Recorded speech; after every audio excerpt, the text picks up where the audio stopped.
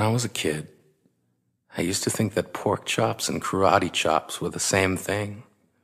I thought they were both pork chops. And because my grandmother thought it was cute, and because they were my favorite, she let me keep doing it. Not really a big deal.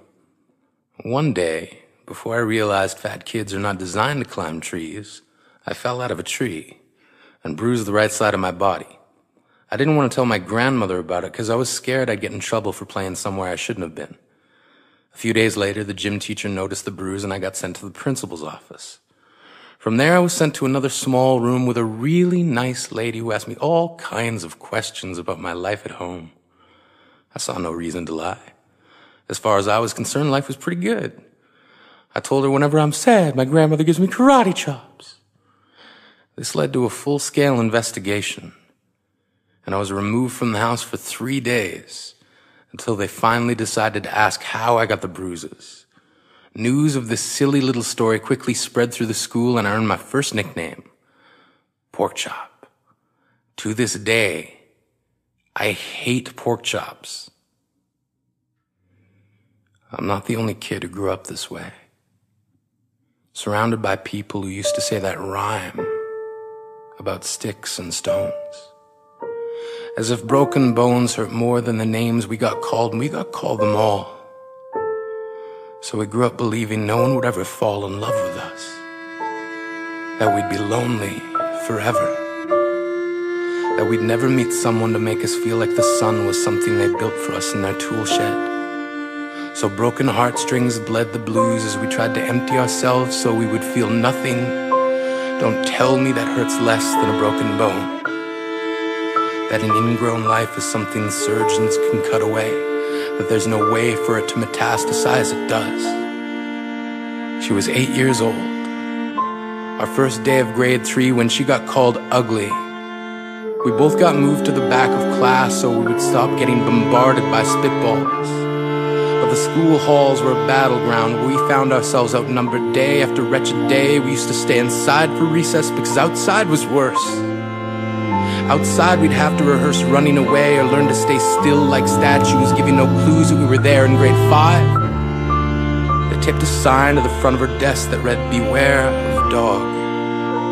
To this day, despite a loving husband, she doesn't think she's beautiful because of a birthmark that takes up a little less than half her face. Kids used to say she looks like a wrong answer that someone tried to erase but couldn't quite get the job done. And they'll never understand that she's raising 2 kids whose definition of beauty begins with the word mom. Because they see her heart before they see her skin. Because she's only ever always been amazing. He was a broken branch grafted onto a different family tree. Adopted. Not because his parents opted for a different destiny. He was 3 when it became a mixed drink of 1 part left alone and 2 parts tragedy. Started therapy in 8th grade, had a personality made up of tests and pills, lived like the uphills were mountains and the downhills were cliffs, 4/5 suicidal, a tidal wave of antidepressants, and an adolescence being called pauper. 1 part because of the pills, 99 parts because of the cruelty.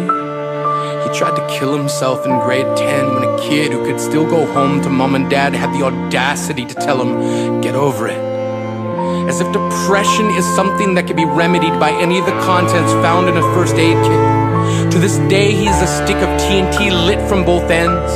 Could describe to in detail the way the sky bends in the moments before it's about to fall. And despite an army of friends who all call him an inspiration, he remains a conversation piece between people who can't understand. Sometimes being drug-free has less to do with addiction and more to do with sanity. We weren't the only kids who grew up this way.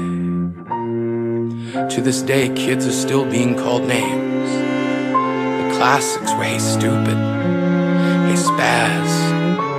Seems like every school has an arsenal of names getting updated every year. And if a kid breaks in a school and no one around chooses to hear, do they make a sound? Or they're just background noise from a soundtrack stuck on repeat when people say things like kids can be cruel? Every school was a big top circus tent, and the pecking order went from acrobats to lion tamers, from clowns to carnies. All of these miles ahead of who we were freaks. Lobster-clawed boys and bearded ladies, oddities juggling depression and loneliness, playing solitaire, spin the bottle, trying to kiss the wounded parts of ourselves and heal. But at night, while the others slept, we kept walking the tightrope. It was practice, and yes, some of us fell. But I want to tell them that all of this is just debris left over when we finally decide to smash all the things we thought we used to be. And if you can't see anything beautiful about yourself, get a better mirror. Look a little closer. Stare a little longer. Because there's something inside you that made you keep trying despite everyone who told you to quit. You built a cast around your broken heart and signed it yourself. You signed it. They were wrong. Because maybe you didn't belong to a group or a clique. Maybe they decided to pick you last for basketball or everything. Maybe you used to bring bruises and broken teeth to show and tell but never told. Because how can you hold your ground if everyone around you wants to bury you beneath it? You have to believe that they were wrong. They have to be wrong. Why else would we still be here?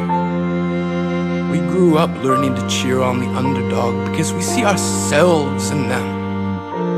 We stem from a root planted in the belief that we are not what we were called.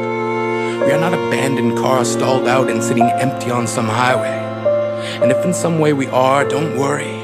We only got out to walk and get gas. We are graduating members from the class of we made it.